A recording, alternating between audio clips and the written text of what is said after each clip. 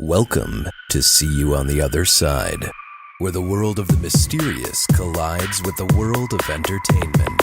A discussion of art, music, movies, spirituality, the weird, and self-discovery. And now, your hosts, musicians and entertainers who have their own weakness for the weird, Mike and Wendy from the band Sunspot. And the Oscar goes to La La Land. Did you watch? No, I didn't. I didn't either. The Academy Awards used to be my favorite thing. My family used to all watch it. Oh, did you get all dressed up? No, we didn't get dressed up, but we used to watch it together. My parents went to the Academy Awards in 1982. Oh, that's cool. They sat right behind Lloyd Bridges, No Jeff way. Bridges' father. Yeah, and my mother won a contest on WGN in Chicago. That's amazing. Not many people get to say they did that. Right, and so she's at WGN, and we all went there, and the actual contest was live on the air. So it was like a game show on WGN, and so it was her versus another woman. And was it a pop culture thing? it was just movies. Oh, okay. It was That's where it was you just get it movies. from then. Sure. From your mom. And we were watching this, and this is it's obviously probably the end of 1981 or maybe very early 1982. Wow, you were little. Tiny. But I remember sitting behind the glass and watching them in the studio. And Roy Leonard, who was the entertainment critic, the movie critic of WGN for decades, he was the guy who was doing the questions. And so I remember one of the final questions between my mother and this woman was, "What is this sound?" And it was...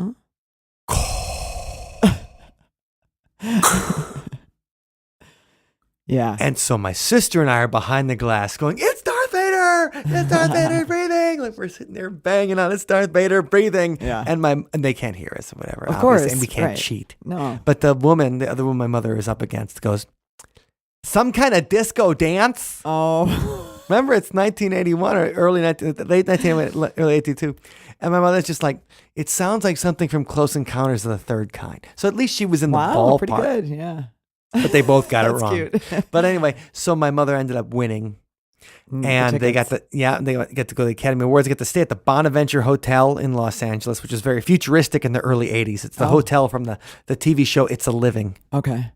Anyway, so that was fun. So the Academy Awards was always a big thing in our family because my parents were there and we'd always watch it every year. That's fun. That's cool. I never really got that into it, but this year, apparently we missed all kinds of I know. drama and... And Warren Beatty won Best Picture for his movie Reds when my parents went to the Academy Awards. Wow, And he look was at the one that. that messed up Yeah. the Academy Award last night. And you can't blame him. Like, they give him the wrong envelope. I can't even, like, when I read about it, I got so uncomfortable just even thinking about it. I can't even watch it. Originally, I watched it today. Originally, I thought it wasn't that bad. Originally, I'm like, okay, it can't be that bad. And then I watch it, and the thing is that the whole team from La La Land comes up and makes us a speech. Right. They made this speech, and then the guy's So like... it got that far along. They made the speech, and then somebody comes out, and the guy's like, "No, we got it wrong. Moonlight's the winner." Gosh. And if they hadn't made the speech, then I'd be like, "Oh, it's just a mistake." I thought Right. they just said La La Land. Well, it's still horrible, though, because they all Whoops. walk up there, and then they have to do the walk of shame, embarrassment. Like, but it's not as bad as like crying and thanking your kids or whatever, and then all of a sudden screwing up. Anyway, so Oops, it's never pretty mind. good. No thanks. Anyway, good job, Price Waterhouse Cooper. Oh, man. Ouch. Yeah, so that was exciting. Pop culture weekend. Not a lot of sci-fi movies this year in the Academy Awards. In the past, we've had some sci-fi movies, but not a lot of sci-fi horror, so not a lot of genre favorites. The Arrival was up. Have you seen The Arrival yet? No, I haven't seen it yet. I recommend seeing Yeah? The Arrival. Okay. Yeah, some people think it's boring because it's a different kind of alien contact movie, but I think it's pretty good. So I Cool. think it's definitely worth watching. It makes you look at alien contact in a different way. Nice. I like those kinds. Yeah. And, funny enough, connecting The Arrival to our topic this week is that, I think about The Arrival and it talks about humanity's interaction with time, humanity's interaction with nature, humanity's interaction with language. Mm-hmm. And that's a little bit of, when you think the study of humans, anthropology. Yeah. And anthropology is you're studying different cultures' interaction with language, nature, time, their concept of reality and how it is the same and different than yours. Not to be confused with paranthropology, which we talked about last week. But the thing is, so this week we're bringing on an anthropologist who spent a lot of time in Tanzania and Zanzibar. Right. And so Dr. Martin Walsh is a really fun and interesting guy who is featured in the Gray Brothers documentary, The Nightmare. Right, We talk about him in the podcast, and we talked to the Gray Brothers about him, the time they spent in Zanzibar, talking all about this nocturnal entity by the name of Popobawa. Excuse me? Yes, Popobawa.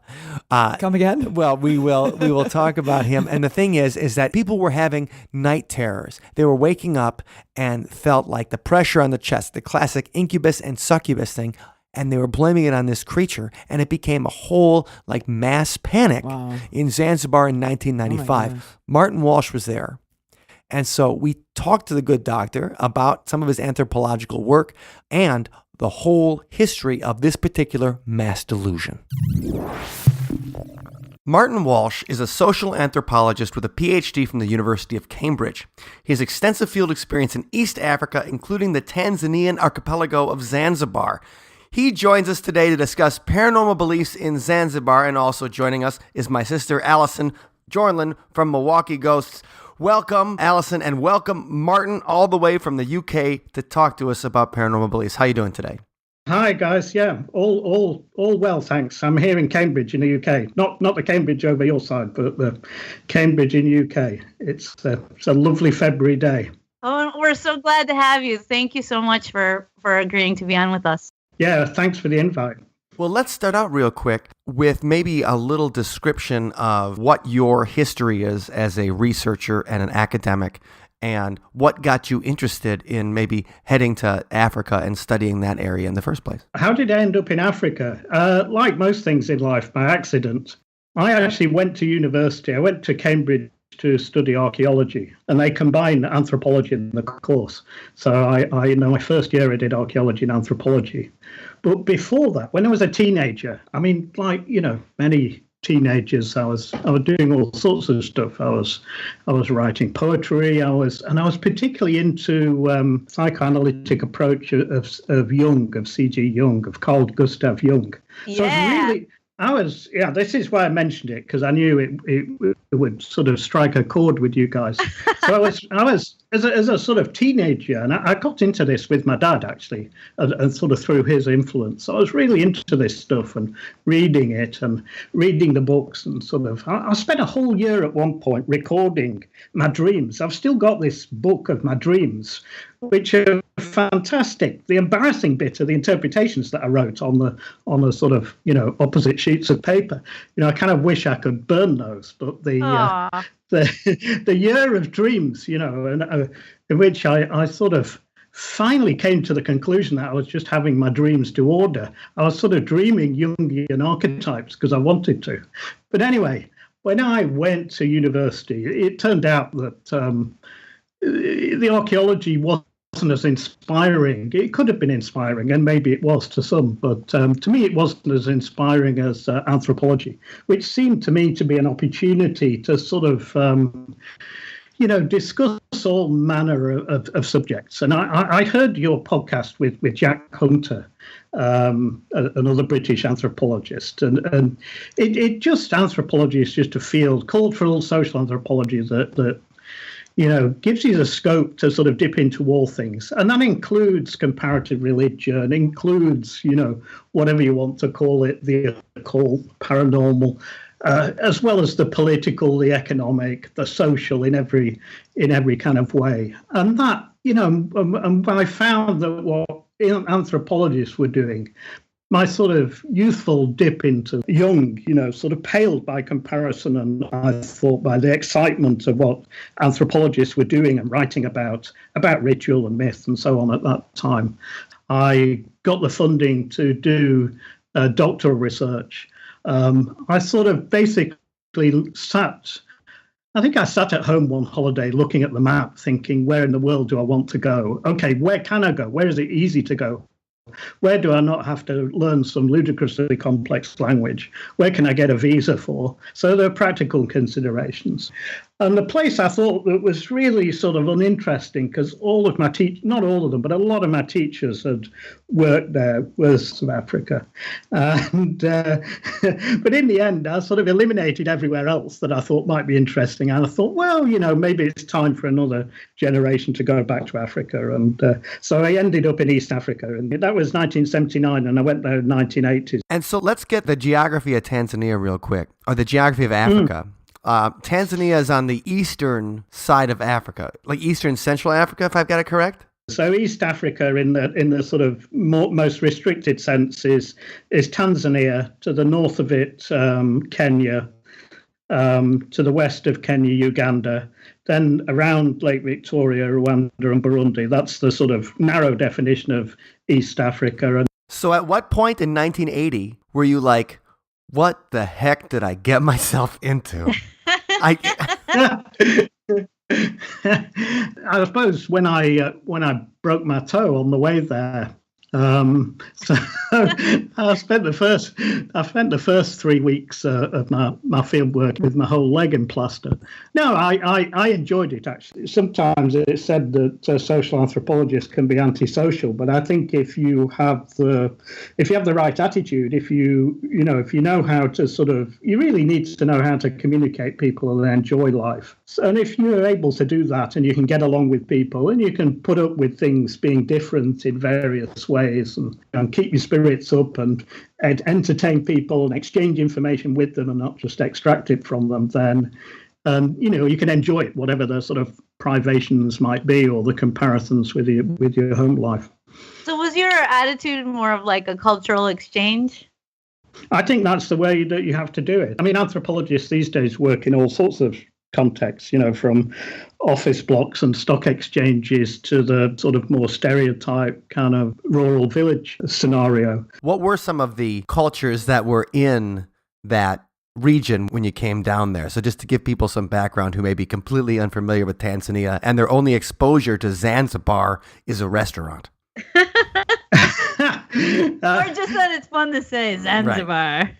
It's a cool name, isn't it? It's yeah. Tanzania was. I mean, it was originally German East Africa. I mean, like a lot of African countries, the basis of the borders lies in colonial history. Africa was sort of parceled out in the scramble for Africa. The Brits took what became Kenya colony eventually.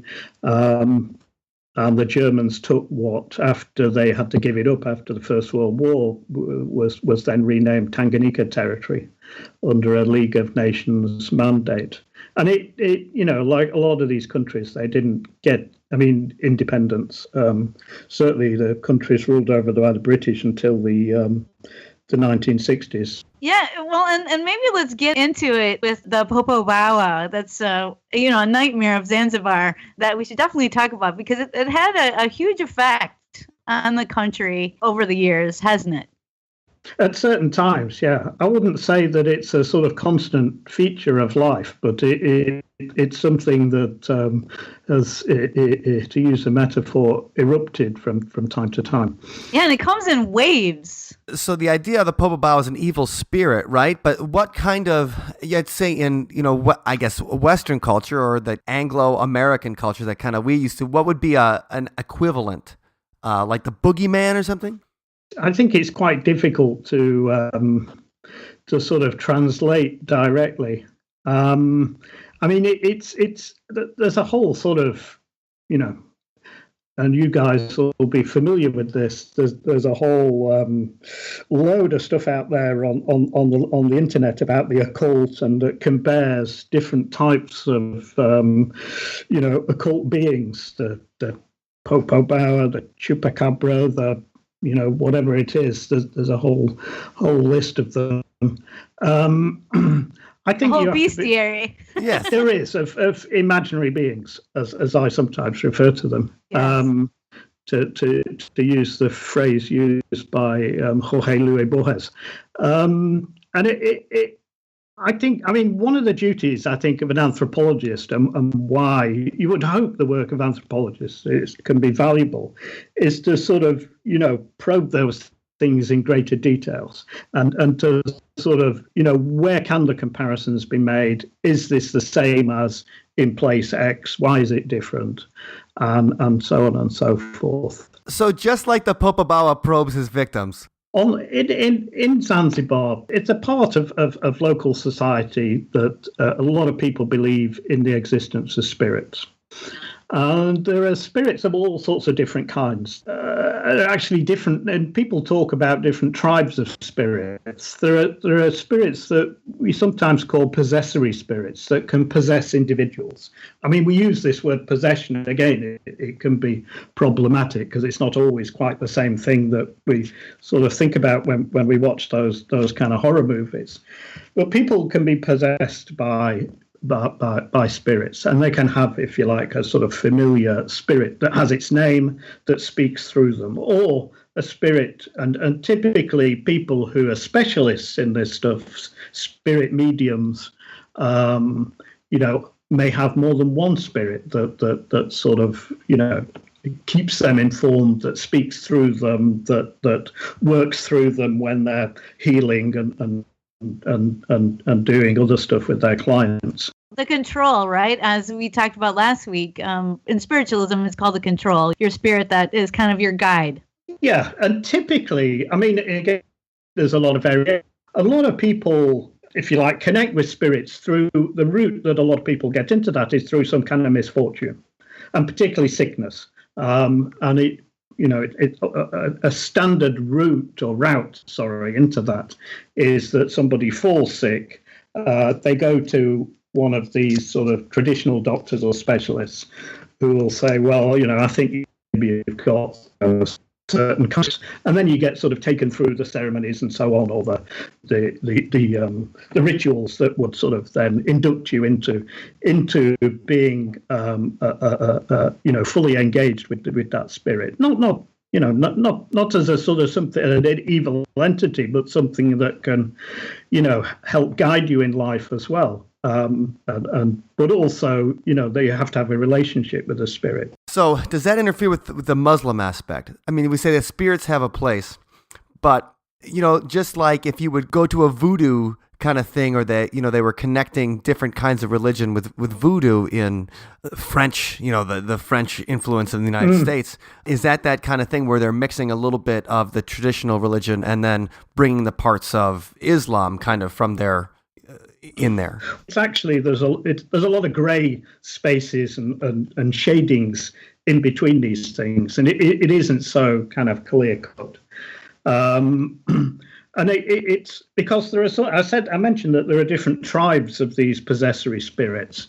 Now, some of the spirits, are kind of Arabic spirits. They're actually very religious themselves. So in order to engage with those particular spirits, if one of them has possessed you and that's been accepted and so on, then, you might have to engage with that in ways that are very proper religiously, if you like.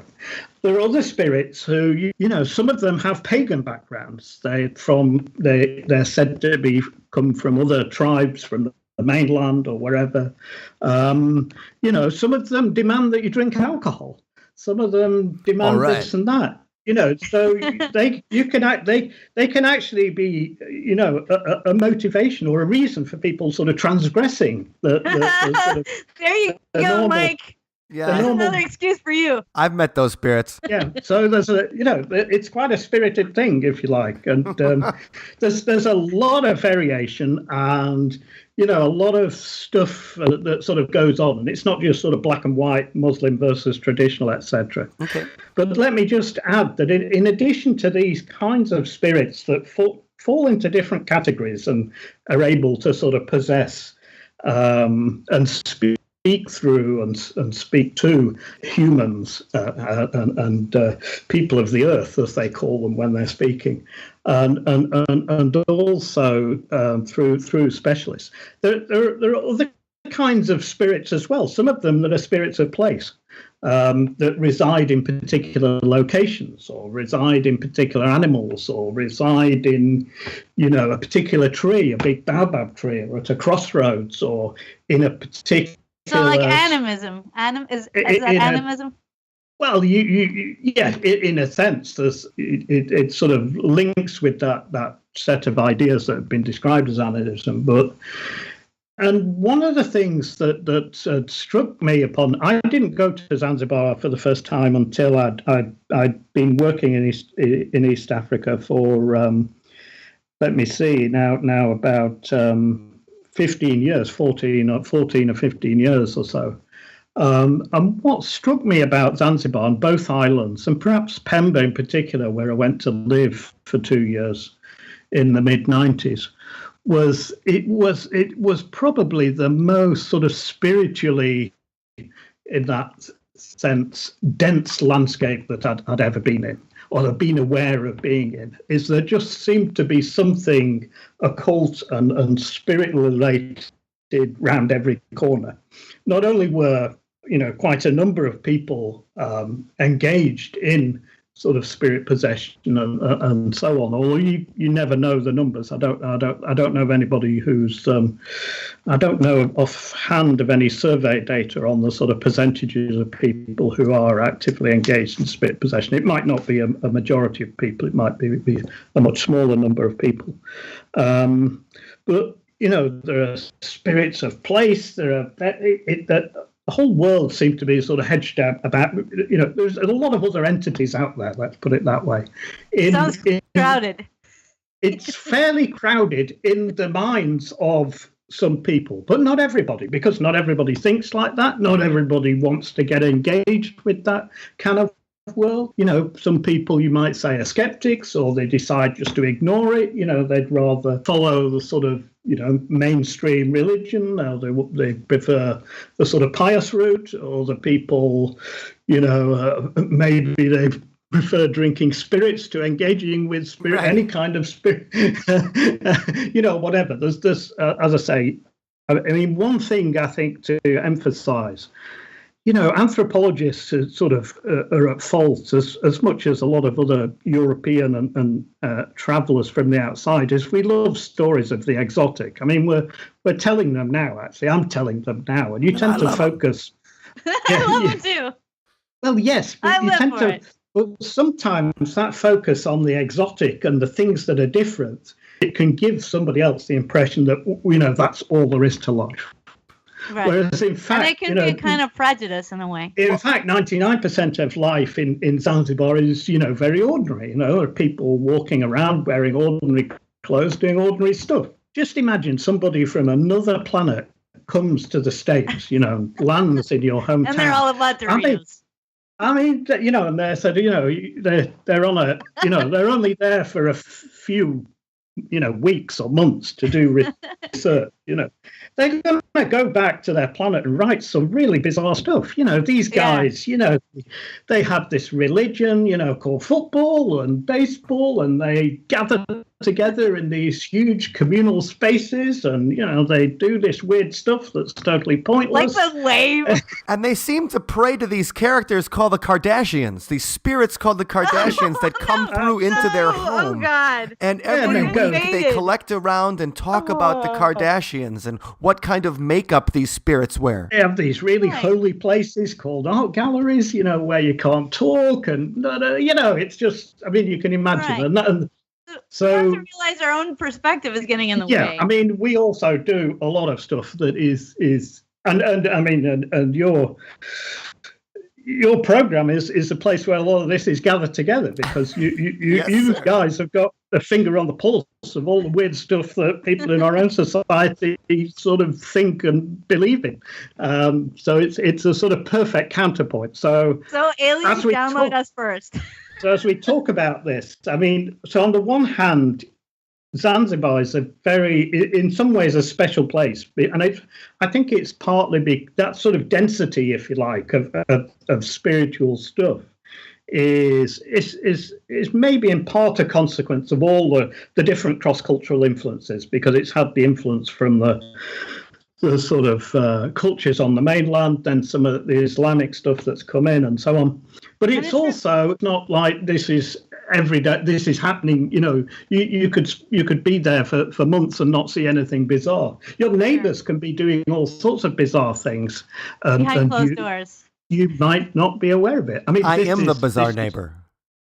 I mean, this is how I first came to hear about Popobawa, or at least to it first sort of impinged upon my life when I was there. Well, let me sort of tell you what sort of Popobawa is and sort of how it began as a way, because I spoke of it as an eruption.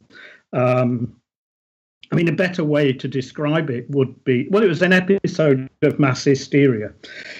Although that kind of way of describing it, some people think is problematic. It was another way of describing it. It was something that affected a lot of people all at once. And it had the feeling, it really did have the feeling of a panic, of a hysteria, of people who were very unsettled. And it was very serious and frightening for a lot of people. And the main, if you like, it's hard to stop avoiding sometimes medical metaphors. The main outbreak took place in 1995, which is the time I was living on this island of Pemba. I was living in a town, or on the edge of a town, in the north of Pemba called Weti. And actually, when the panic began, I was off the island. I'd gone on a trip somewhere else. And so I came back to town. This was in 1995.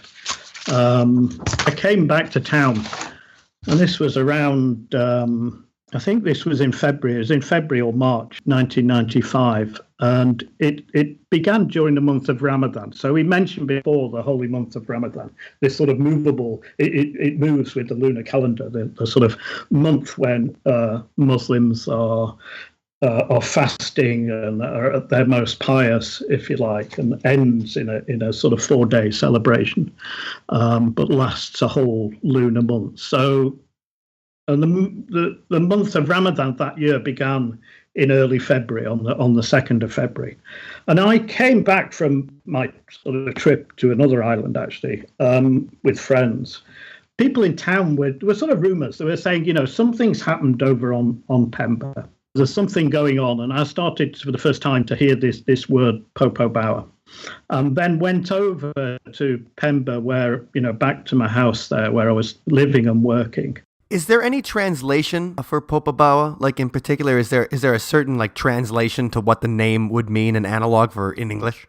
There is, and I'll come to that, because when I first heard of it, and when a lot of people, when a lot of Zanzibaris first heard it, they had no idea what it was.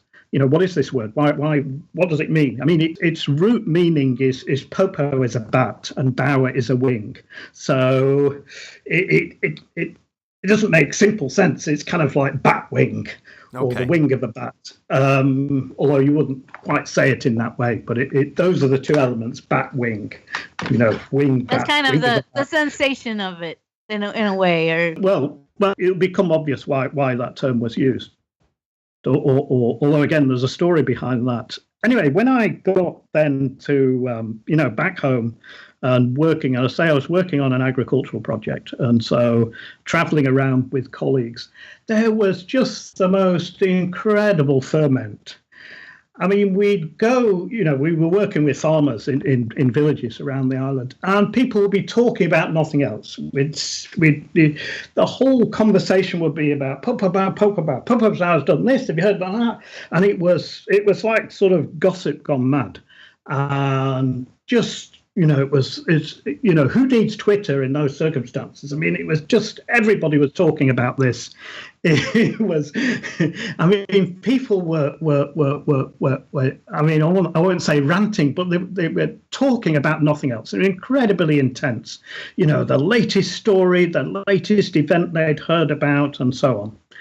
And, even as somebody who was a fairly good Swahili speaker at this time, because I'd been working in East Africa for many years. Even I just couldn't keep up with all the detail of it. And it went on for some weeks. And what I did, because I was, I thought, I realized that this is something really, really, really significant happening, is that, and it's something that I'm not going to be able to capture if I just sort of, just sit around talking to the few people I meet at work or who are my neighbours and so on. It's really going to need a bit more effort. And I recruited somebody, a woman, an adult woman who had children, was married with children. Somebody I knew who I said, can you help me while and this was actually after the panic had begun to die down. It lasted some weeks before moving on from this island, Pemba, to the main island of Zanzibar on Guja. And she actually did this work afterwards, or after the panic had sort of died down. And I asked her, I said, could you sort of, working as kind of research assistant, just go around talking to people, to your neighbours, people and just recording some of these stories in more detail, because I didn't have the opportunity to do that. And also, I don't think I would have been able to do it as well as she could, because being a member of the community. This is the other, by the way, here's a complete digression. This is the other secret of anthropology that they don't tell you when you're studying it, is that actually a lot of the best work by anthropologists has been done by fantastic assistants, by people in the communities themselves who have been recruited like this to sort of tell them stuff. It's the anthropologist's control. That's right. Awful. Yeah, they're often, I mean, there's, in the postmodern age, there've been some studies of this, but, there's a lot of sort of forgotten kind of heroes, if you like. And to me, the definition of a really good person like that to work with is somebody who just, and this is what happened. I call this woman Jamila. It's not her real name, because for various reasons she asked not to be identified afterwards. And I can tell you about that. But Jamila came back after a few weeks. I checked with her after a week or two to see how she was getting on. I basically just gave her a checklist of questions. These are the kinds of questions to ask. Here's some notebooks. Here's a pen. Let's see what you can find out. And my definition of a good researcher has always been somebody who tells you a lot more than you expected you could even find out. And what she brought back, it just blew my mind. I realized that I'd only seen the sort of, the surface of what had been happening, that people had actually, this thing had been raging to an extent that I'd really not been aware of. Never mind what, other expatriates were thinking. They hardly knew anything at all. Is that just a fantastic amount of information that she came back with, and that sort of, then together with talking to people myself and work that other people had done, formed my basis for understanding what had been happening. So what was Popobawa doing? Like, why was it setting the country on fire? Well, and she went through this in a very, very what she wrote is I haven't published it, but I should publish it in translation. She wrote it in Swahili, in the local dialect of Swahili, and I've written a rough translation of it. And it sounds like a treasure trove to me. It is a treasure trove. It's would certainly fill up a short book, and together with explanation, it'd make a longer book. Is that she went through very systematically. And it's all obviously from her perspective and the perspective of where we were, that particular location, what people in that community knew about what happened in other communities and so on. But the tale they told was that during Ramadan, so during the holy month, so during the month when getting engaged with sort of spirit type stuff is not halal at all, it's not the thing to be done at all, is that the first incident occurred, and it was in the far south of the island, in an area called Chococho, and somebody was attacked, and they were attacked in the night by a spiritual entity, and this kind of gradually gathered pace, and different people. Then it moved from one community to another community, and it started to sort of spread. I mean, you can always talk like a plague of spirits. It spread across the island from one community to another until it reached the north, where we were living. But the attacks in the night, were they seeing the creature? Did Popobawa like have a physical manifestation? Was it just a feeling? Like he came in and obviously Popobawa was doing things. The place you would not want to be attacked, that's where Popobawa was sneaking in. It was everything, in the sense that one of the explanations for why it was called Popobawa, the wing of a bat, is and whether people were influenced by the name in these descriptions or not, is that one kind of experience that people describe was it always happened at night. And it usually happened when you were in bed at night. And you'd be asleep, or you thought you were asleep, and then boom, something happens. And maybe a crack appears in the door.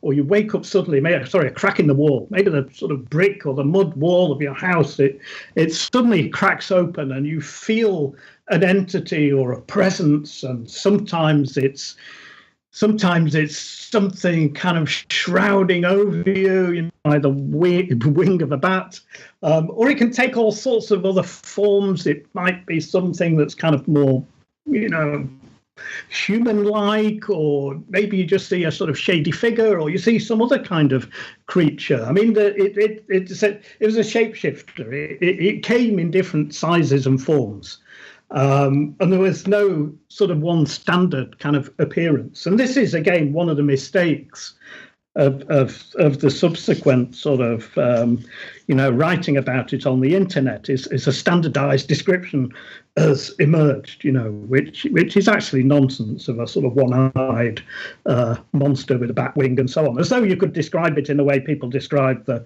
chupacabra or one of those other entities. It doesn't have a single form. It has all sorts of different forms.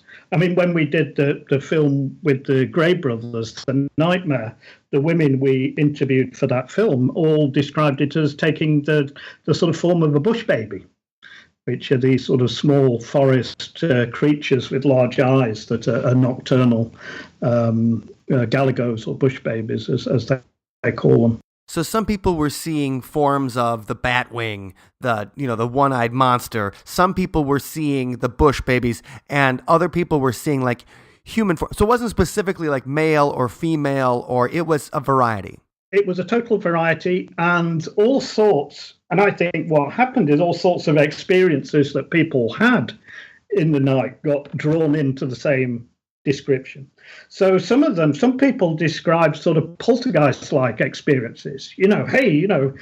My baby was in bed, and suddenly in the middle of the night it wasn't in bed anymore, and it was up a tree in the garden. That was Popobawa. Whatever happened, or whatever sort of weird and strange and inexplicable experience that people had or thought they'd had during this period was ascribed to Popobawa. Everything got sucked into a single panic. And it came under that umbrella. It might not even been related at all. Well, I mean, that's a research question. And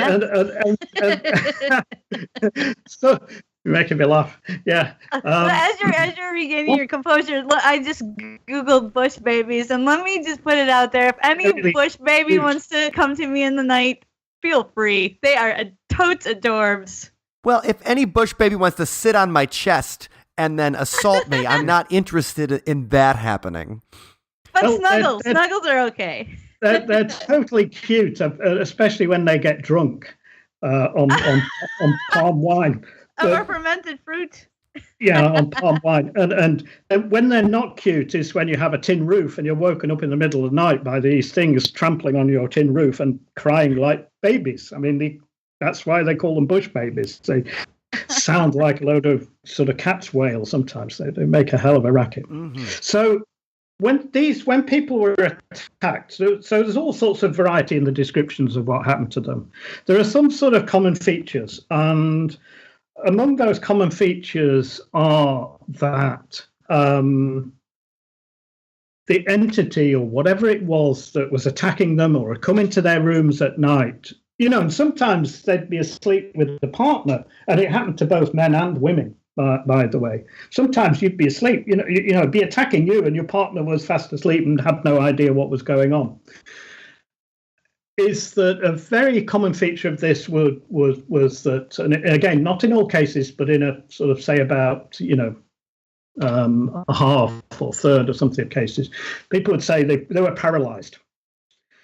Is that the entity crushed them? The term people use translates as it sort of squeezed their ribs. It kind of crushed down their sides and their fronts, and it sat on them, and it squeezed them. It squeezed the breath out of them. And they were paralyzed. They couldn't scream. They couldn't speak. They couldn't say anything. Their partner, whoever else, would be, fast asleep, oblivious to what was happening. And they'd be just sort of, both paralyzed with terror and unable to respond to this terrible sort of crushing pain and the experience that they were having. So that was I mean, in the sort of phenomenology of the experiences that people describe, that was the most common. But it wasn't universal. As I say, all sorts of other phenomena that in our own culture it might have given them different descriptions, panic attacks, anxiety, and so on. And what I think is interesting here is that you have the classic sleep paralysis, and this is what they discuss in the movie The Nightmare. You have the classic sleep paralysis scenario where you wake up next to, your partner is still sleeping with you. You wake up, there's something strange in the room, and it appears differently to everybody. When I had a sleep paralysis thing, I saw little white heads surrounding me, and I'm like, what's this going on? Like little white... Mike, you're holding back. Why don't you tell me this? I talked about this with the Gray brothers. But the fact is, you see these little things and you can't move and you're paralyzed. And then that's the classic incubus or succubus experience where something's crushing your chest. But it's the fact that these people feel like that it continues with a physical assault coming up next. Now, did your researcher or you find anybody with any kind of actual... like police would take pictures of an assault afterwards? Did you see any bruises, any kind of physical evidence, lacerations, or things like that in the when people would be attacked by Popobawa in the night? No, in a word, no. There's no sort of documentation of that kind. I mean, this has all been spread by word of mouth, and I mean, it depended how people were attacked. As I say, this sort of Popobawa, and people spoke about there being multiple Popobawas because there could be simultaneous attacks in different places at the same time. So it spread up and across this island, Pemba, and it kind of burned itself out, as it were. And there's some communities that resisted it, very interestingly. But once it had burned its way through this particular, the island it began on, Pemba, it then jumped over to the main island of Zanzibar, to Unguja. And its attacks were kind of described as being even more horrible and nasty. So people sort of were physically assaulted by the spirit on that island, at least in their own descriptions. Now, so it kind of turned kind of nasty there. Did anyone die? Like, this makes me think of, another thing covered in the Nightmare documentary, the sudden unexplained nocturnal death syndrome, which is throughout Asia, but most prominently recalled among the Hmong, let's say. Yes. Their spirit, the Da Cho. So I'm just wondering if there were any reports of deaths associated with the Popobawa. There were, but they on the whole, they weren't deaths from the experience itself. I think there might have been, I'd have to go back to the accounts, one or two. In fact, I can only think of maybe one in which somebody, had a heart attack afterwards or that sort of thing. But there were a number of people who died, after being attacked by mobs because they'd been identified as the evil spirit Popobawa. So if you can imagine, and let me add in some more details. So people are being attacked at night. The panic was such that people reached a stage where people were afraid to sleep in their houses. So for some weeks, people in many of the villages on Pemba were not sleeping in their houses. They were trying to stay up all night outside the houses, sitting around fires, trying desperately not to fall asleep. Nonetheless, some of them were still attacked. So that's almost like a Nightmare on Elm Street there, like Freddy Krueger's coming for you, you know, like don't fall asleep. Oh, yeah. Well, it was, there were communities going bonkers and just going completely nuts. And at the same time, people, were looking for, who can we blame for this? What is this kind of its spirit, Popobawa? And I'll go on to this again in a second, but very, very unfortunately, mental health is a kind of, as in many communities in Africa, people aren't always getting the kinds of treatment you would hope they would get in our own society, although even here it's not all the case. So it's not unusual to find people wandering about who suffer from various kind of conditions, of mental health conditions and so on. And in a number of cases, they became the target for people's anger because, and the sort of story would go, here's somebody, we found them wandering about in the middle of the night. They look out of place, they're dirty, they're unkempt, they have a funny smell, whatever it is. This is what Popobawa is supposed to look like, let's get them. So sadly, there were a number of people killed. I think I've got a list of, I heard of 6 cases. Most of them were on the main island. And there was one particular notorious case where the corpse after there's a man who was killed. It was a young man killed by a mob, and they took his corpse to the government hospital, to the main hospital in Zanzibar town, and the government. They contacted his parents who came from the mainland, and they came over and they were interviewed on television, and the government was trying to calm all this down, was saying, we're interviewing the parents, and they said, yes, this is our son. He was coming for treatment. He was unwell, etc., etc. He wasn't Popobawa and so on. And a lot of people by this time had come to the hospital to view the body. They were allowed to view his body. And people just said, nah, we don't believe you. You've substituted the body. That's not the thing that we killed. Those aren't the pair.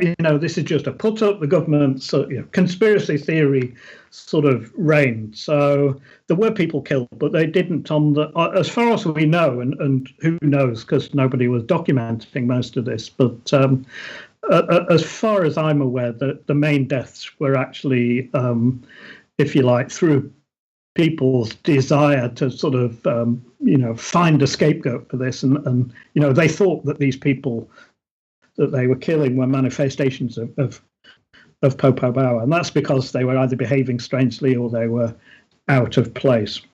Well, I think what's interesting here is when we talk about how these ideas can spread to other people and then they can cause harm. Number one, an idea can spread that Popobawa will attack you, violate you in the middle of the night. You'll get that idea in your head. You'll wake up and have an experience. And then you'll tell other people about it. Watch out for Popobawa. He got me. And like you were talking about footage from the nightmare and stuff like that, people would show other people what Popobawa did, and it usually was something very unpleasant to a very unpleasant place. And that makes it even more shocking because it even becomes more personal kind of violation, and then that gets in their head. And so the idea of Popobawa even coming in the middle of the night is spreading to other people, causing harm, giving some dude a heart attack in the middle of the night. And then the idea that Popobawa can take any shape or form, and you see a derelict or a homeless guy or somebody show up, and that's somebody you attack too. So these ideas are causing harm, destruction, and everything. And it's the virus of just the words that takes place in your head. That's a really good point. And when you say the virus as well, interestingly, and again, others have written about this as well, but one of the sort of tropes, if you like, in the narratives about Popobawa was that when you had an attack, it was often said you were told by the spirit or the entity or whatever, if you don't tell other people what's happened to you, I'm going to come back. So there was a sort of built-in mechanism, if you like, for the story to sort of spread. So how embarrassing it was, you'd better tell everybody else, or else I'm coming for you again. Oh, now, man. You're very right, Mike, because when this kind of, when panic sets in, then it becomes sort of self-generating. It becomes like a contagion. And you can see this in other kinds of sort of panic and crises of this kind in history. And it sort of then takes off of its own accord. And as I sort of suggested earlier, other experiences can get sucked into that. And who knows what the reality behind any of this was, but everything then starts sort of snowballing. And this clearly happened in the case of this outbreak in 1995. And it only sort of burned itself out, if you like, as it went through communities and they'd experienced it. And it sort of then, went somewhere new where it also grew again, took off. Everybody went into a major panic. Then it sort of, when I say burned its way out, it's almost as if, the people who are going to have those experiences have them, and then it, would move on somewhere else. Well, what's the impetus? I mean, what kicks this kind of panic off, do you think? I mean, what starts it? Well, as again, Mike pointed out, a number of people pointed out at the time or shortly thereafter when they heard about this, that, the experiences that a number of people were describing were very similar to the experiences, documented experiences of sleep paralysis. Which is a phenomenon that, when they sort of survey college students it's always college students somewhere in North America. They're weird people. Because they'll do it for cheap. Yep. They got a lot of time on their hands. I know, and in some cases, 20 to 25 people, 25%, or whatever, quite large percentages of people, say that they've had experiences like this, and the classic, that's why it's called sleep paralysis, because you're either on the point of falling asleep or waking up. You're in that sort of twilight zone, and you feel paralyzed. And a very common sort of part of that experience is that you feel that there's some kind of kind of entity or presence that is often crushing you in that classic sort of incubus way, crushing your chest, and you can't breathe, you can't speak, and so on. Right. And that's been a constant of for in European art and culture, and there are variations upon it in different cultures. So absolutely. I mean, in my own experience, I've been told about sleep paralysis in terms of Menominee sleep sickness. I work at an intertribal school. So, people will come to me and tell me their interpretation of that same experience. But as you said, it's a constant. And so why did the panic rage across the country? I guess that's my, if it's really going on all the time. Was there something going on politically where they needed a boogeyman? Where it was politically expedient to create a bad guy? Well, let me deepen that description first. First of all, let's ask if sleep paralysis was a component of it, and a large component of it, why was that the case? And there were very good reasons why that might have been the case, that have sort of fed into that. And one is that, this happened during the Holy Month. The Holy Month, people are not eating properly. They're not sleeping properly. In the period leading up to it, they're sort of, worried about can they afford it, and all sorts of sort of anxieties and pressures and lack of sleep are going on around that time of year. And this year, 1995, these things were all exacerbated by the fact that the country was just it was in the run-up to the first multi-party national elections that it had since the Zanzibar Revolution in 1964. This is the first, multi-party election it had since 1963. since the end of the colonial period.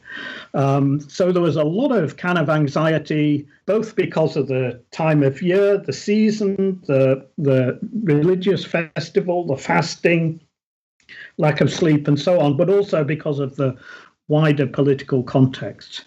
So there were very good sort of reasons, if you like, for people to have their sleep patterns disturbed, for them, to fall relatively easy prey to that kind of thing. There's sort of counterweight to that, and I'm going to tell you about a couple of cases. You must know them already, but to me, they're the sort of counterweight to that argument. So I find some of that persuasive. I mean, and the Gray brothers, to their great credit, when they were making that film, they sort of worked with some of the experts on these things. Al Chain, who was then at the University of Waterloo, and David Hufford, who'd written about the hag in Newfoundland and so on. So I myself was quite persuaded that sleep paralysis was a factor. Bizarrely, there is actually a sort of a Zanzibari description of sleep paralysis, which is very different from, it's a different name. It's not Popobawa.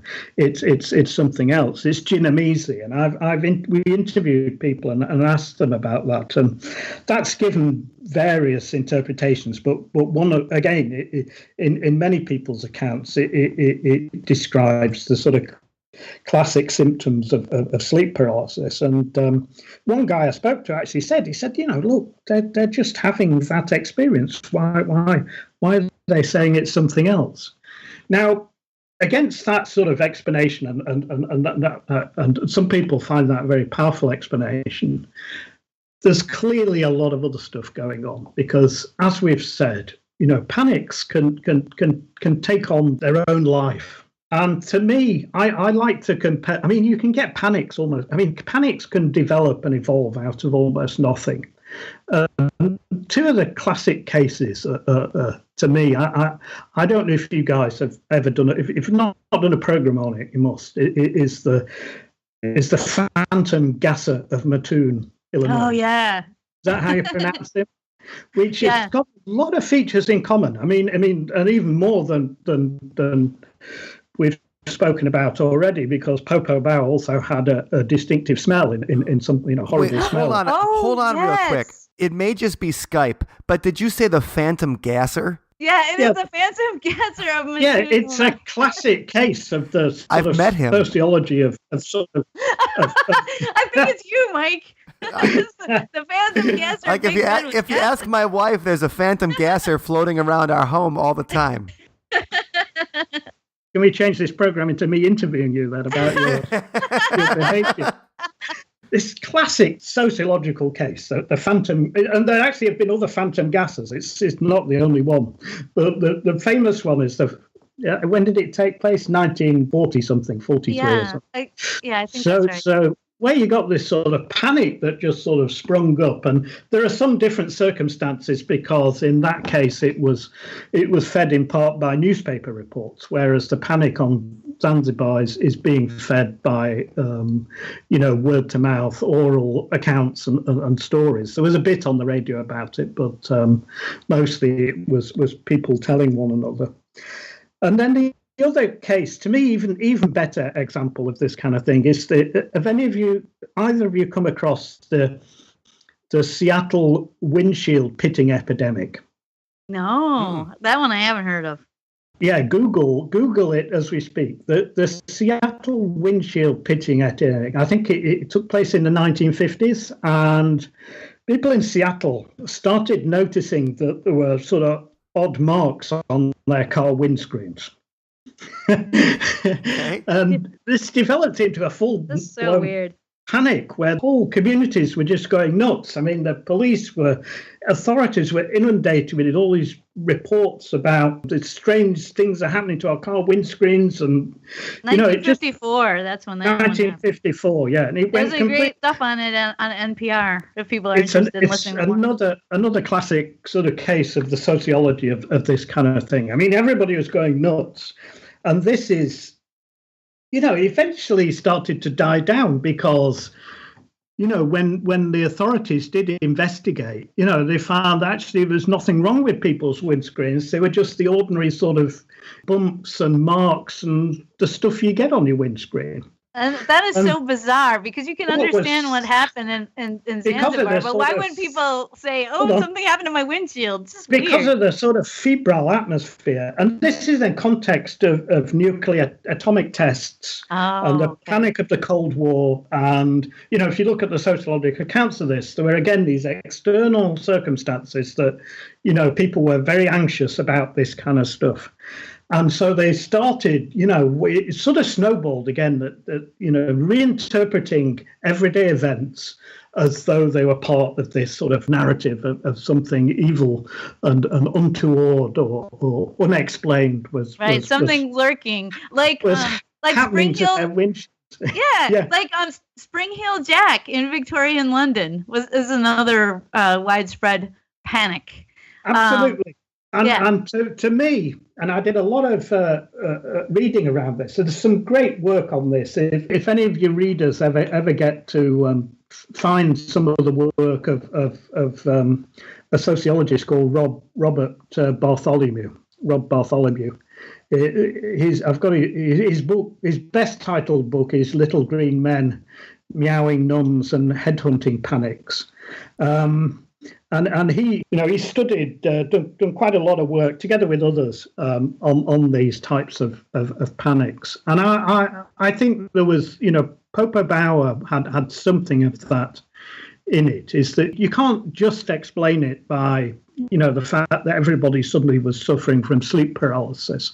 I think there were a lot of other things going on, a lot of things fed into it. And just as Mike said, once that thing starts to get onto a roll, then it becomes very difficult to sort of stop.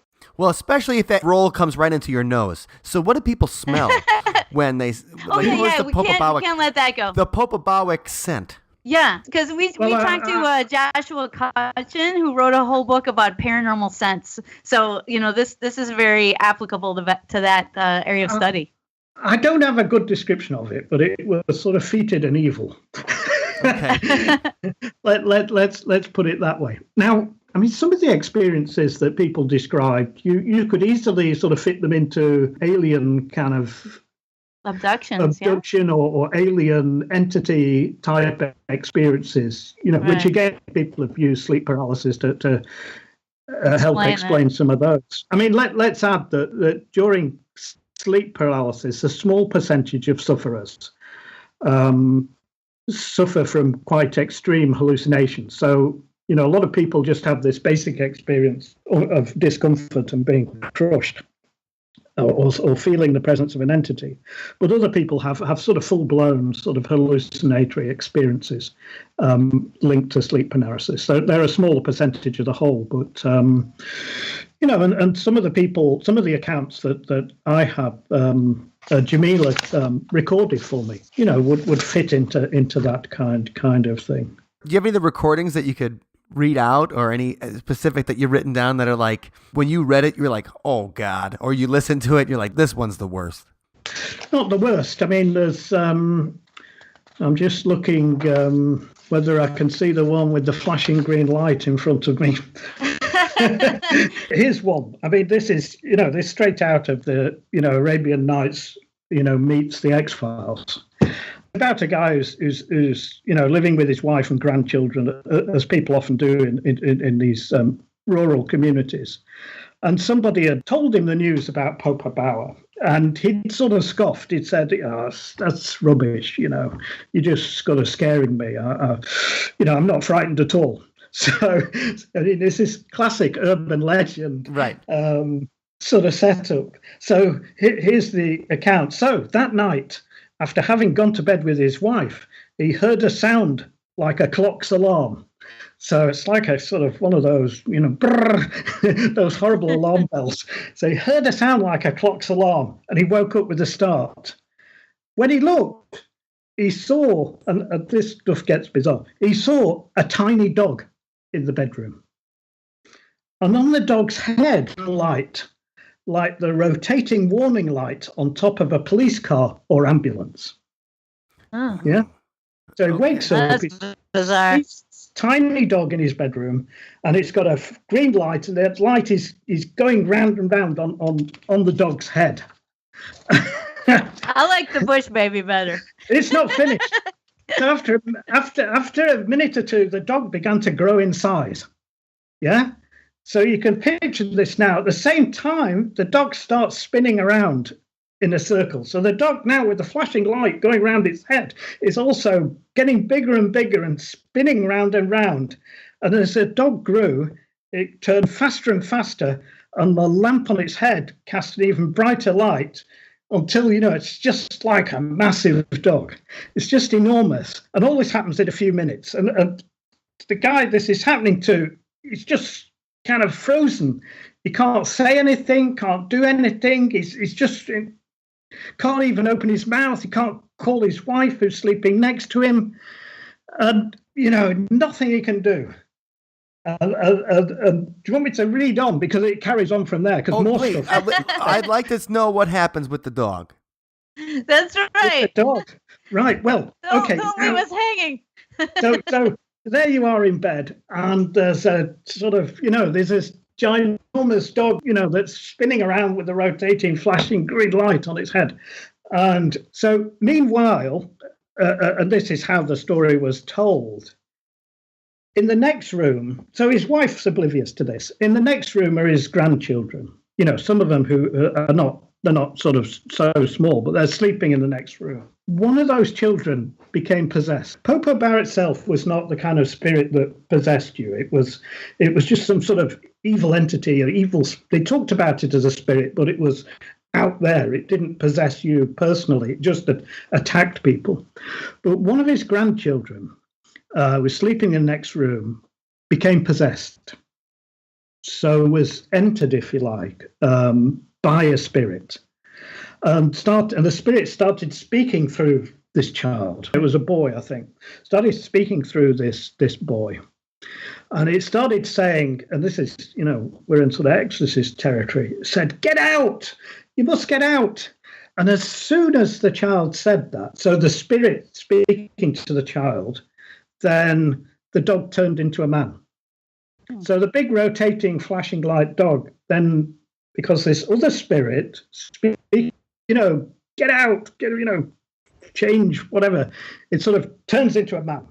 The entity turns into a man, but it was a man so large that you could not see his face or even his shoulders. So it's now a sort of giant in the bedroom. And then the boy who was possessed came into the bedroom, and at that point, his grandmother, so the guy who's having the experience, his wife, then woke up and said, "Hey, what's happening?" And the boy's still shouting, "Today you're going to get out," while the guy who's having the experience was still sort of paralyzed and struck dumb.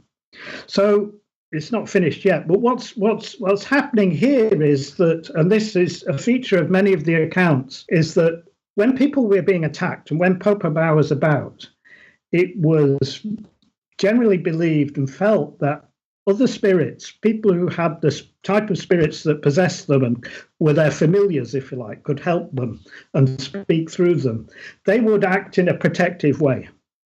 So this spirit of speaking through the boy, the grandchild, and then a kind of warfare now going on between, the sort of good possessory spirit and, the nasty giant. He's trying to help the family. Was this an ancestral spirit, the possessing spirit?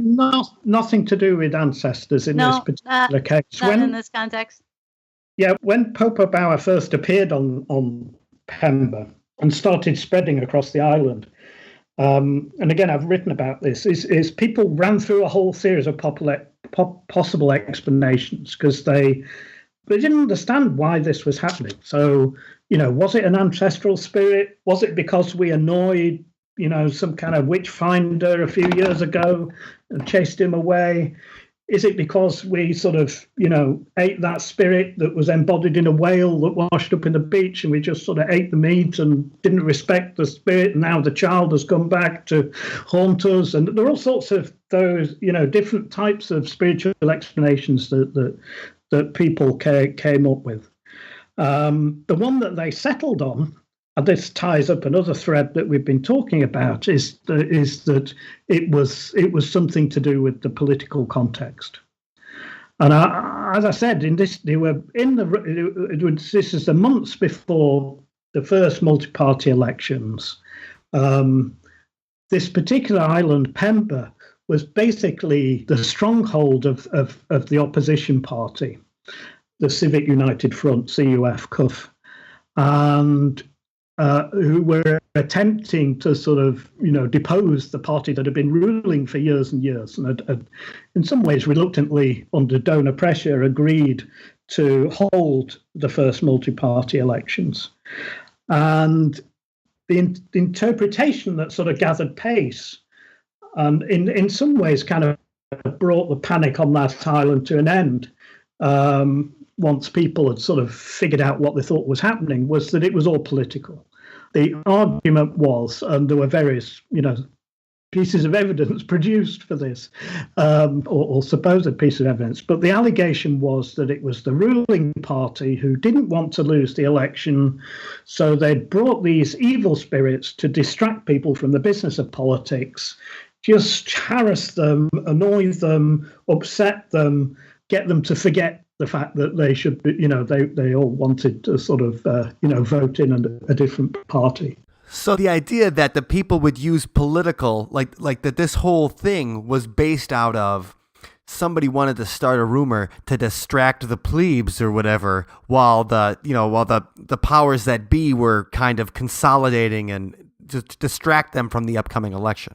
Yeah, and that on this particular island, the island where the panic began, that became the explanation for what was happening, that it was political, and they fingered the politicians involved. They said they'd see, there were various coincidences. We saw the minister for this or the member of parliament for that passing in the night. It must have been him because there was a series of attacks after he'd been passed with his big flashy car, and particular spirit mediums. Once Ramadan, the holy month, had ended, they could consult spirit mediums who again sort of, fingered these politicians, and that became, on that island, although not throughout Zanzibar, it became the standard explanation.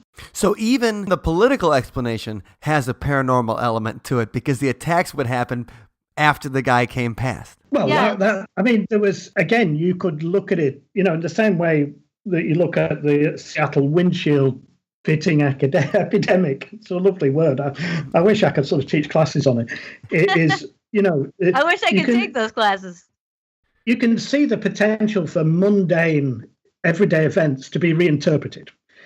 If you're in the middle of a big panic, and something like that happens, everybody's thinking, hey, that rather than correlation, it becomes cause.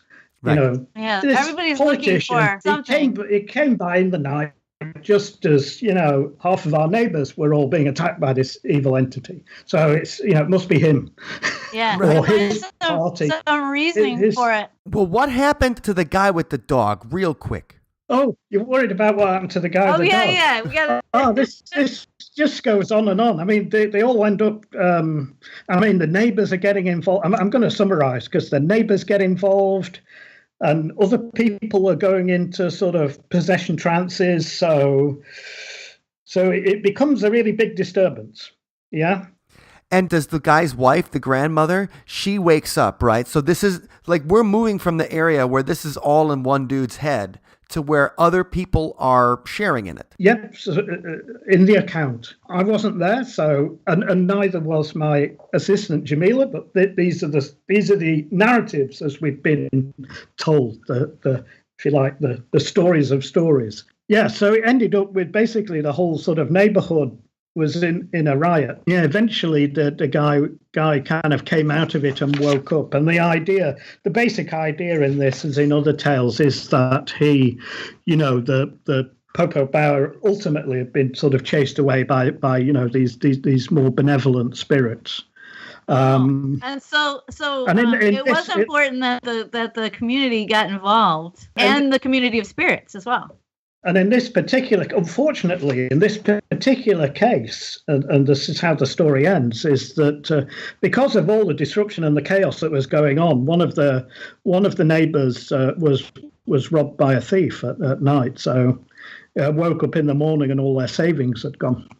Oh, well, that was opportunistic. Somebody had taken advantage of that situation. But I find that interesting that the community element, that, here's this guy being ravaged by the Popobawa, and his grandchild possessed by some helpful spirit comes to his aid, and then others in the village also are possessed and come to his aid. I mean, that's kind of gives you an idea of the mindset that it's very community oriented, and that if you have a problem, everybody's going to come in and try to help you out. And before we wind up this bit, because we should say something about what's happened thereafter and so on. But I'll just tell you what happened when Popobawa visited me, or tried to visit me. Uh-oh. Classic anthropologist, you're the last person to know about this. And again, we talked about this earlier, is that, so I only found out about all this in the morning. And it turned out to be the night in the community in which I was living on the edge of this town, Wete. It was the night in which there was a sort of utmost chaos and disruption. And afterwards, I then got other accounts of what had gone on in the community. But I found this quite interesting, because I was on my own at this time. I didn't have my family with me. And I was happily sleeping in my house. I had a couple of night watchmen, partly to look after the sort of, project equipment and vehicles and generators and so on that we had. Now, one of these guys, and this is how he described it, he said, I was just sitting up, watching, he was on my veranda, I think, and he said, I saw a dog. He said it was kind of whitish, and it came up to the gateway to your house, to the compound there, to the yard. And he had a siren on his head. No, the coincidence. They weren't all dogs, by the way. That's a coincidence. No, but he said no flashing light. But this dog, he said it was quivering. So it came up to the gatepost, and it was like shaking like mad. It was kind of. I'm sorry you can't see the visuals of this, but it was kind of shaking and quivering and, like something wrong with it, like it was in a kind of fever. And this guy, the watchman, he thought, oh, hold on, that's not normal. He said, I know there's a lot of kind of dogs around here and feral dogs, but that's really weird. Maybe it's a manifestation of Popobawa. So the dog then runs off, and this guy, he's sort of feeling a bit worried. I think the other watchman, by the way, is asleep. They often tended to be just asleep and not watching anything. The other watchman doesn't. Good gig if you can get it. Yeah. I can tell a lot of stories about this, but that's a different podcast. And so he said, well, and then after a short while, another animal came. And he said, it looked like a hare, like a kind of rabbit-like animal, but it wasn't. It was sort of a bit like that, but it wasn't. It's like something. It was like a civet cat, but it wasn't a civet cat. It's like it's like something I'd never seen before. And it did the same thing. Came to the gate and it sort of behaved weirdly and then went away. So now he's starting to sweat and getting really thinking this is really odd. And then the third thing happens.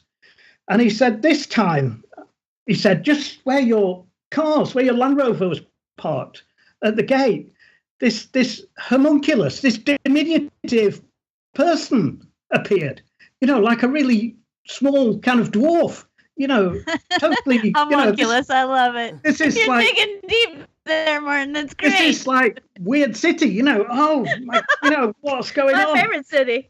So it's kind of like complete panic, this dwarf, expletives. And this thing, it kind of danced around the Land Rover. It sort of went here and there, he thought, oh my God, it's coming for me, help. And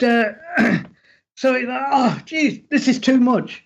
And so, abandoning the other watchman who knew nothing about this, who was asleep, abandoning me, I'm fast asleep, dreaming of England as in the phrase, is so he bolts and he runs across, he runs away, just bolts completely as fast as he can. He said, maybe it's gone to my home. Maybe my wife is being attacked. Maybe. So he just legs it. He just runs as fast as he can away. And the thing that's really funny, I mean, first of all, when I heard all this, I thought, there's loads of sort of white dog. I keep seeing white dogs, loitering around my house. And, I don't know whatever else he saw. But I've got that problem with homunculi. Yeah. I wasn't getting the homunculi, but I was, all the hair-like animals. But I was getting white dogs all the time. But so he bolts madly across, and all my other neighbours are actually a few hundred yards away. They're frightened as well because of this sort of general panic. So they're not in their houses. They're all outside, sitting around a fire, trying to stay awake because they're worried about being attacked. And they see this guy who in everyday waking life they know very well.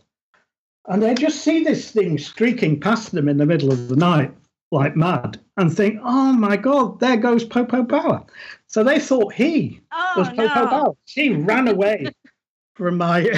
That's an easy way to get dead. And I found out later that... I questioned him about this, and he's very sincere. But and why were you not at your post? Well, honest. Well, how can you hold a man to account? When he's being attacked by a homunculus or threatened by. I mean, if he was drunk on duty, yes, but right. Homunculus. I mean, you get a pass for that. If you're under a supernatural invasion, I get it. Yeah, and this was the night, as I learned later from other people, when the whole community was in uproar. And there was a whole series of attacks. And whether he also had some intimation of this or not, but there was... That same night was the worst night for the community I lived in. And it was basically, people were sort of raving and going, cracker. I mean, they were just going mad and running about and the potential for sort of confusion and, identifying the wrong person as Popobawa was I heard, quite considerable. And I was oblivious to it all. If I'd not sort of persuaded somebody, the woman I refer to as Jamila, to sort of help me with this stuff, I would have been totally unaware. I would have known nothing about them. So basically the whole scare, Martin, comes down to you. So that means those people's blood is on your hands. No. No, I sincerely hope not. And to sort of help wind up, let me just say something about the sort of wider sort of context. So in this sort of explaining what people, when it first began, what people thought Popobawa was, is they related it as to something that had happened. This was in 1995. And a number of people said, this isn't the first time we've been visited by Popobawa or something called Popobawa. But the original Popobawa was on that island, Pemba. It didn't spread to the other island. And it was actually, the work of a single man and there's a story then about somebody who is actually an outsider in the community who'd fallen out with his wife, and his wife wanted to divorce him, and he'd resisted, and then the wife had forced through a divorce, which you can do in Islam if things not if you persuade the authorities, you really must have a divorce. And this man, who was actually a mainland Jim, was so fed up and disgruntled, he then he must have gone to one of these sort of specialists and something to sort of take their revenge on the community. So And that had been sort of, it had been contained in just to one part of the island. The culprit was identified as being one person, and it was said it had been solved at the time by Zanzibar's first president, who came over and sort of threatened the spirit, and there are various stories about his spiritual power and so on. But people say that's actually where they got the name, that was the original Popobawa. Unfortunately, and I've looked through all the records that I can and contemporary newspapers and so on, and there's no contemporary account of that event that I've yet found. People's stories about it, because it was some years before, are very inconsistent. They give it as a different year. The circumstances change, but it's basically a story like that. So the original Popobawa was like set forth as like vengeance against the town for enabling this divorce, and then decades later, he comes back, like the sequel, Popobawa 2. Well, the reckoning, the intruder. Except, it's like fascism too. Popobawa 2 isn't quite the same as the original Popobawa. And it depends how you want to take it. It may be just that's the name because there was a similar, some similarities in the behaviour of the entity and so on. But it had this one, certainly on that island, people said, hey, it's got a political cause. I didn't put together a lot of these accounts. It was my assistant Jamila, who, and this is why I can't tell you her real name, is because of the politics, and because that election, that when it happened, was very contentious, and it didn't go well at all, and there was a lot of violence and upset associated with that. We don't need to go into details, but that's why she didn't want to be identified as the author of the narratives that she collected, because they dealt with these political matters. It's the whole idea, like, well, you're associated with the idea virus. Well, what happened is this sort of this virus, that it was a political thing, that then got into the wider world. So it got into the international press.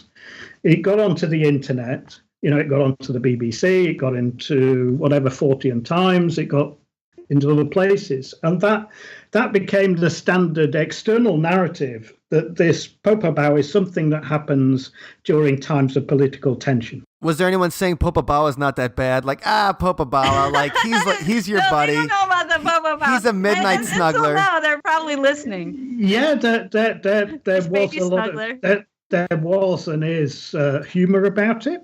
So among people who weren't directly affected, there are jokes circulating about it. You can perhaps even find some on the internet. So there was a lot of humor, despite the fact that it involved assault of various kinds. But some people found humor in the situation, as people do. I think it's an underexplored topic. And I think there's a lot more that we can learn from what happens during those kind of, collective panics. I mean, 1995 was the big one for Popobawa. The later incidents were very small scale and localized. But who knows? It's there to be picked up again in the future, or maybe it'll be something else next time. Absolutely. Well, thank you very much for joining us today, Martin. And I think your research, number one, is fascinating. And I was reading the Popobawa stuff you wrote and some different things. And we'll have to talk to you again sometime about some more of these invisible beings, imaginary beings of Eastern Africa and some of your research. And thanks again. Yeah, we'd love to have you on again. Thank you so much. Yeah, happy to come back. Thanks, guys. Got to thank Martin for coming on. And Thank you, Martin. A long time with us.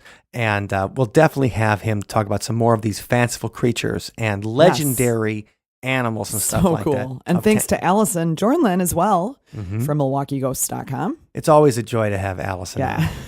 And so we'll be spending some more time with her in the future because we got some interviews coming up and she's going to be joining us. It's a lot of fun.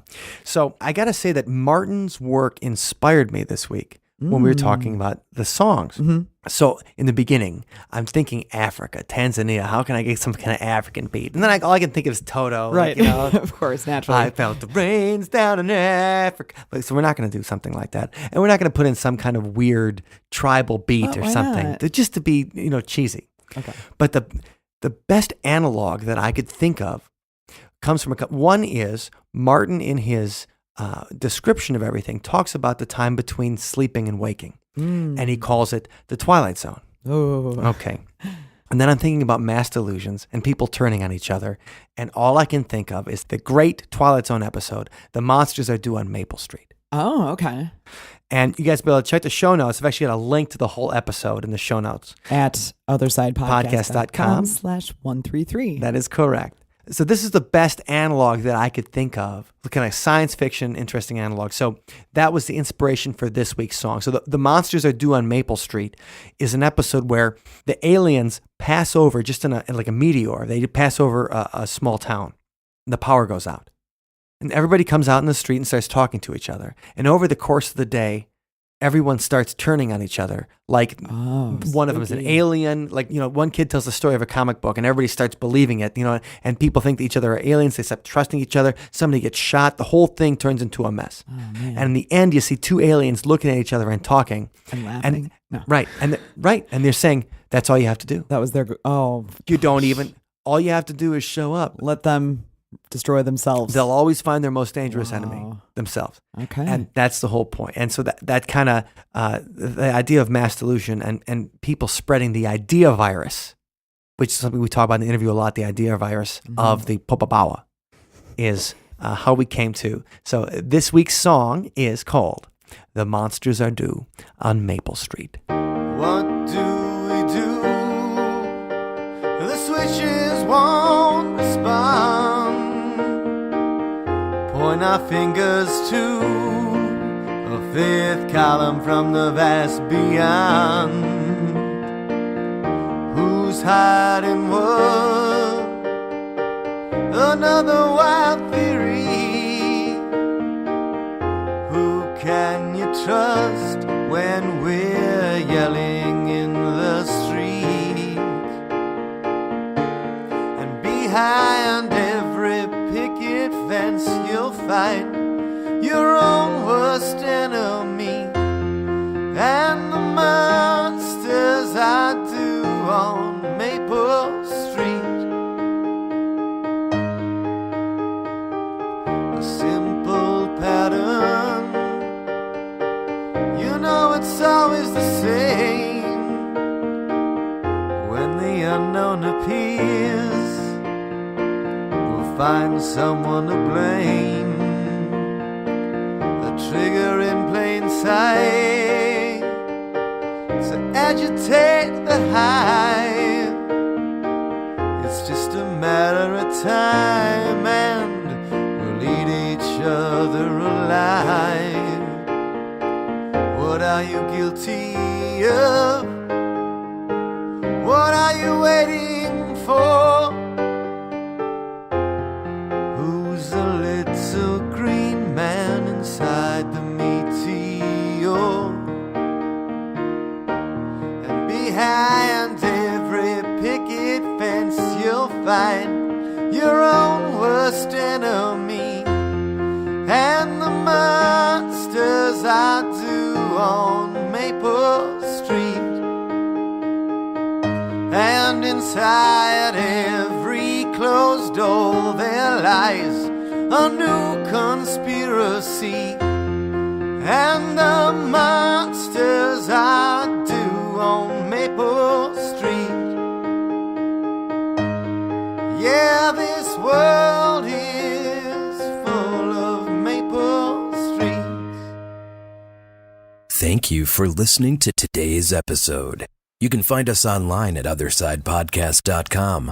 Until next time, see you on the other side. Hold up. What? Episode's not over yet until we talk about our super awesome Patreon community. So great. And those are the people that choose to spend some of their time and their money to donate to the Other Side Podcast community. So if you're interested in being part of that group, which is the coolest nicest, most So fun, cool. handsome, Charming. pretty, generous people Delightful. on the planet. Othersidepodcast.com/donate is where to go. Yes. And a special shout out goes to our friend Ned. Ned, thank you very much for your Patreon support. Thanks, Ned. Every week, it helps make this podcast more fun, and it helps us get shows on the air. Yes. All of you, thank you. Thank you. They're totally cute, especially when they get drunk.